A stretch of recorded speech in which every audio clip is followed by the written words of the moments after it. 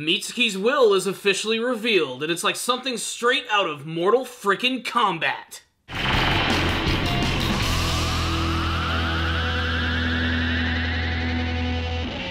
So how about that Boruto anime series? Am I right? Yes, guys, I have not been looking at a lot of the Boruto anime series lately. A lot of that is just because I've been very busy lately. I've been traveling a lot and working very long hours, so I haven't had a lot of an opportunity to really sit down and watch these episodes, but I finally had a chance. And honestly, there's some pretty good material here, and there's actually a really nice twist ending to this entire arc, where we get to learn what's the deal with Mitsuki, what's his will, why did he decide to join this group of pasty rejects? Well, it's all officially revealed in these episodes, and they're also filled with a lot of action, so let's just talk about the highlights. Most of these episodes serve as just an excuse to see Boruto and his friends battle against the advanced form of the Akuta, and honestly, it's pretty awesome. In fact, one episode in particular, where they're battling against Kako, the guy with the super tall red hair, is expertly done, and features amazing animation and great choreography. It's also a pleasant surprise that Kako himself can actually use the same jutsus as Inoki, except that he can actually, like, sort of fire them, almost like a freaking character from Dragon Ball Z. It's awesome, and it also pushes our characters to their absolute limit, but again, it gives us an excuse to see an action scene which honestly kind of blew me away with its quality. It also might feature the only moment in the entire series where a fireball jutsu kind of works. I mean, yeah, we've seen it used multiple times in the series, and some people might get scalded, there might be just a big blast, you don't see what's left, but this is the first time that I think we've actually ever seen it truly work and hit its target and do the intended damage it's supposed to. And it's all from Sarada, who is absolutely awesome in this episode, and I really wish we would get to see more of her character, as I've said it before and I'll say it again, I think she's infinitely more interesting than Boruto actually is as a main character. But what's really great about this entire battle is that it brings everybody together, they have to use their unique skills, and of course, they're actually able to take this guy down, who ends up crumbling into all sorts of white Zetsu dust. We also get to see the 1,000,000th return of the Ino-Shika-Cho team, which again highlights another really fun episode of watching Shikadai, Chocho, and Inojin battle against the very evil Kokuo, who at first seemed like he was probably going to be the main Akuta and the one that they were actually going to save for last. No, he's actually going to be directly in the middle, but his battle is pretty awesome with his superpowered Tonfa, but he does end up killing Akun, the adorable little Akuta, who basically is just the Akuta with a heart of gold, which is to say he was an imperfect creature who was like a giant living stuffed animal. And that leads us to the next part of the storyline, where Inoki decides to return to the village and he realizes that Ku has gone completely insane because he wants to give all of the Akuta real living hearts, because apparently this will allow them to live forever. In order to save everyone, they're going to have to kill everyone. It's a friggin' conundrum, and Inoki's like, you know what, maybe we're not going to do that. So they end up throwing his ass away and basically taking over the entire village, which leads to, of course, more ninja battles, like Boruto and Sarada battling against Kirara, which is another really awesome fight, as she is able to sort of like manipulate people with the power of telekinesis, and it really kind of looks like using the puppet jutsu. I don't think it's the exact same thing, as you don't actually see the chakra strings, but she's able to sort of like control people's movements, and she makes Boruto and Sarada fight each other, and of course nothing actually comes of this. The big surprise of all of these episodes is finally getting to learn what's the deal with Mitsuki, what's been his plan the entire time. Well, it looks like he's going to be personally delivering Ku's heart to him, but right as he's about to give it to him, he decides to just impale him with his very own arm, stabbing him directly through the chest in a nice symbolic moment, because this is where his heart was supposed to be, and in place of it is absolutely nothing. This heart was just a fake, it was created from his snakes, and apparently this was Mitsuki's plan the entire time, to infiltrate this village and stop all of this crazy shit from going on. I don't know if this was his plan from the beginning, but if it was, damn. Mitsuki's a really great actor. Either that or he has no personality. So what's the rundown on all of these episodes? Honestly, it's solid material. It's entertaining, but it's not exactly reinventing the wheel in any sense. I'd say the highlight here is definitely the battle against Kako, as it's easily the most well-animated, and definitely gave me, I think, the most excitement that I've gotten from this entire arc. But ever since Mitsuki decided to kill Ku and reveal his plans, the entire arc just, I don't know, it's kind of predictable in hindsight. Of course, it's easy to say that now that everything has been revealed, but honestly, nothing is really going to be shaking up the Naruto world after this arc, I have to be perfectly honest.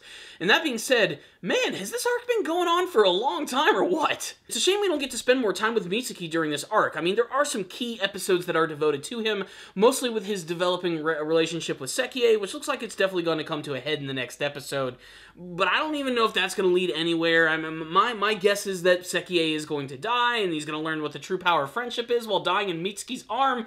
If that really happens, I'm gonna laugh my ass off. This whole Mitsuki thing has finally come full circle now, and maybe it's truly gonna blossom into something great as the finale. What is clear is that we are getting closer to the end of this arc, and I'm more interested to see what's gonna happen after this, but at the same time, I have to admit, I can't wait to see what sort of final battles we're gonna get from this arc, and what sort of repercussions this is going to have for Inoki. I mean, considering the things he's done, this has caused a lot of damage and probably killed a few people. And again, this is the Naruto world, where they allow Orochimaru to have his very own bungalow in the middle of nowhere where he performs all sorts of crazy experiments because science. Oh yeah, and Ninja Peace. I'd say most of these episodes are like a 3 out of 5, except for that battle against Kako. That was like a 4 out of 5 just because it looked really fucking cool. I mean, if you're looking for a great action episode, that's the one for you. But really, those are my quick thoughts about all of these episodes. I will try to get back on track with the next episode of the series and try to do this episode by episode basis.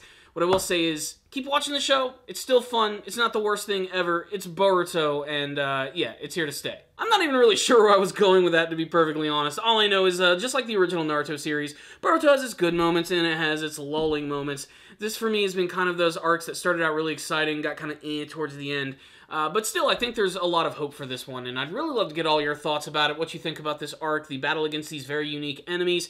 Did you have any favorite scenes from any of these episodes, favorite character moments, the death of Akun? Were you affected truly by it, and what do you hope to see in the big finale of Mitsuki's Will arc? Actually, guys, I'm back. The review is actually going to keep on going. I got called into work, and I didn't have an opportunity to edit the video, and by the time I got back, well, basically, the next episode of Boruto is here, so I'm going to give my quick thoughts on that episode as well, as we get this much closer to the conclusion of this entire arc in the big final battle with Ku. And predictably, of course, Mitsuki versus Sekiei was exactly what I thought it was going to be, with Mitsuki resisting the entire time, desperately not wanting to fight against his brand new friend, and trying to talk him down and convince him, hey, we can be cool, I can get you a heart, I know a guy who harvests body parts. But ironically, Sekiei's emotions actually get the better of him, and he constantly continues to attack his friend, and they end up having a pretty epic battle that eventually ends with Sekiei, of course, succumbing to his wounds and practically dying in the arms of Mitsuki. I kind of predicted that one, didn't I? I have to say, though, that the moment is incredibly sad, especially the final moment where he actually decides to give him a fist bump, and right as he's about to do it, suddenly Sekiei's arm just crumbles away into nothing. It's a sad moment, but honestly, it's kind of predictable. I almost knew that this was going to go down. There was another battle in this episode that actually got me really hyped and actually had some really solid animation attached to it. It was the rematch with Kirara, Boruto and Sarada actually teaming up. And this time, Kirara's not pulling any punches. She decides to summon her trump card weapon, which is basically just a giant version of an Akuta, a giant rock monster that's really well animated. I don't know what it is about it, just the way it actually moves. It's got animation unlike anything that I've actually seen from the Boruto series, and there are a few moments that of course don't look good, but for the most part, this is a really intense and awesome battle. So Boruto and Sarada are battling against a giant monster, so they're going to have to counter it, so fight fire with fire. Boruto finally decides to bring Garaga back into action, something that I still think is really awesome. I just think it's so great that he has a snake as a summon going against the grain when he could have used a toad. What's also really cool about this scene is that Garaga clearly is starting to warm up to Boruto, especially now that he's seen that he's been reunited with Mitsuki and basically fulfilled his end of the bargain. And while he's going to be kind of a hard ass about certain things, he's more than willing to help out Boruto in this fight, which ultimately ends, of course, with them being completely victorious, with Garaga literally crushing this giant thing and all of the rubble falling down directly on Kirara, who just had her ass completely handed to her by Sarada in a very poignant and very nice moment. I love that she was able to utilize her Sharingan to use a Genjutsu against Kirara to get the edge in battle, and then, of course, course, blasted her ass with all these lightning-styled attacks. Kirara's death amongst all of the other characters is probably the least sad, but only because her entire personality was just all about her vanity, so seeing her get offed, honestly, was kind of satisfying. The episode has a really nice cliffhanger where it looks like Sekiei is actually meeting up with Inoki, desperately trying to help him out and take down Ku, who has just decided to get a heart for himself, and he actually ends up stealing it from Dr. Wily, quite literally ripping it out of his chest. It's all off screen, but it's pretty damn gruesome, and again, pretty expected for that character to get offed in that way. The episode ends with Boruto and Sarada and Mitsuki reuniting and running into Ku, who now has a brand new human heart, which supposedly is going to make him more powerful, and the preview for the next episode indicates that this is basically going to be the final battle of this arc. Who will live? Who will die? How will this entire arc wrap up? I cannot wait to see. What's the rundown on this episode right here? This was a pretty solid action episode right here, getting rid of all of the fodder and making our way to the big moment with Ku himself. But I'm kind of glad that they were able to get through it all in one episode, as even though the relationship between Mitsuki and Sekiei is kind of interesting because these characters have so much in common with being like weird artificial created humans, it just didn't really do anything for me. It feels like we've seen this story a couple of times in the series, and ultimately it kind of fizzled out for me at that point. That's just my opinion right there, and it ended quite predictably. What I will say is the actual battle itself was still pretty awesome to see, especially Mitsuki, who always is just so cool, calm, and collected, being able to take all of these attacks and realize that it's all just been a trick. It's just been all of his snakes, which are messing with Sekiei. It's only until he really has to battle that things get truly serious and things get kicked up to 11. I love that Sekiei has always been using Deidara's signature technique, and unfortunately we don't get to see any crazy variations of that too much in this episode, but still, it managed to look really cool, especially the giant centipede monster version. It is a little strange, and I was thinking about this while watching, like, when Mitsuki's battling against him, he's able to nullify his attacks with lightning, and this is something that's been established many times in the series, even when Sasuke fought against Deidara himself.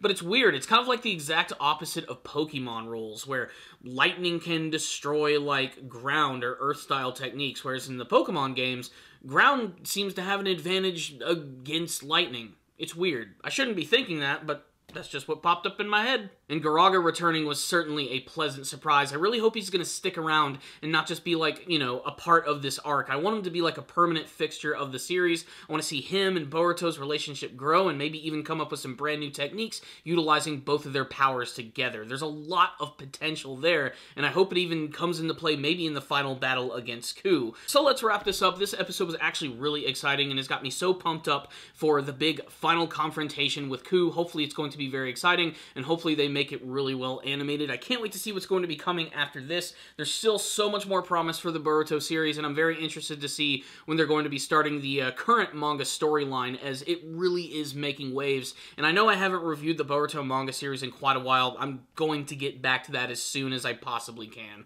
But my thoughts on this episode are that it was really solid. Had a few moments I didn't care for in terms of the animation, but overall, another really solid experience. 4 out of 5 from me. I would love to hear from you guys if any of you did watch the episode. Tell me what you thought about it in the comments section below. Thank you all for watching this review. I'll see you all next time, and as always, stay down, baby.